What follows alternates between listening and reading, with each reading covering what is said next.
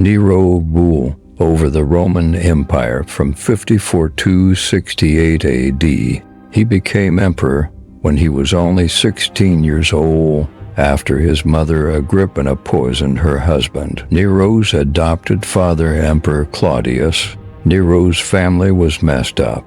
Now, Nero started off as a pretty decent emperor. He lowered taxes, gave slaves more rights, and was popular with the common people. But absolute power corrupts absolutely, and it wasn't long before Nero started to go off the deep end.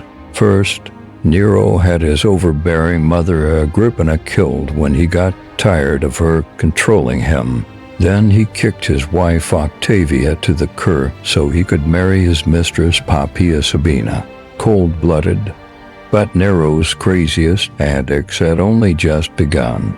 He loved performing and fashion so much that he started entering chariot races and singing on stage.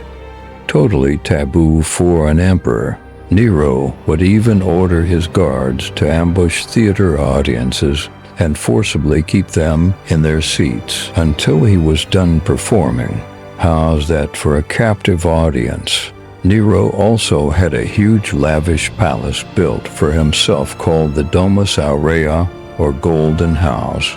This place was over 300 acres big with gold-plated ceilings, marble colonnades, huge baths, and even a giant 120-foot-tall bronze statue of himself.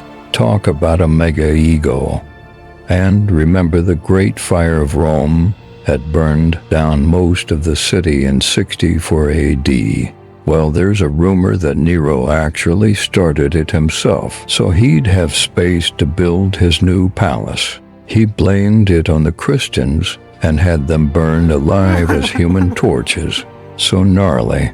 Eventually, all of Nero's scheming, murdering, and spending put Rome into chaos. The Senate and the Praetorian Guard both turned against him, and Nero was forced to flee the city.